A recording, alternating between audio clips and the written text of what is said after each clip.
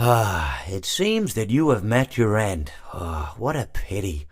I don't feel too bad about it, though. After all, if it weren't me, it would have just been one of the others, I guess. I'm honestly just glad to be out of those air ducts.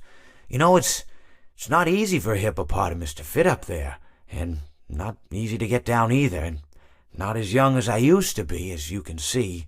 I used to be able to do all the sorts of things. You're young, you're vibrant, you have that sort of pep in your step. It reminds me of a conversation I was having with one of my good friends, Orville. We were having a nice picnic one day. I believe it was summer. No, perhaps it was... Was it the fall? Yes. It was the fall because the leaves had turned already. But I said to Orville, I says, "Orville, I have a story to tell you." And Orville looked at me, kind of odd and said, "What's it about?" I said to him, "Not every story has to be about something, Orville. Sometimes a person just wants to talk. Why does everything have to be a story?" I said to him.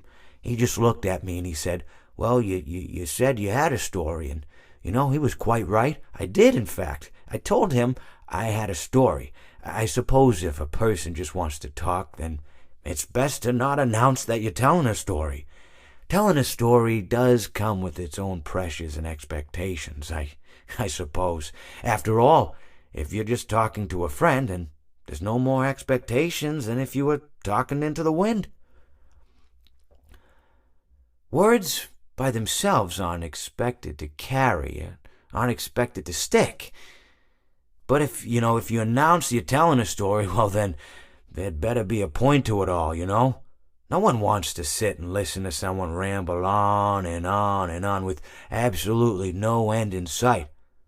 So, it's good to be mindful that when you tell someone that you're about to tell a story, that you have something to say. Telling someone that you're going to tell them a story is tantamount to asking them to stop what they're doing and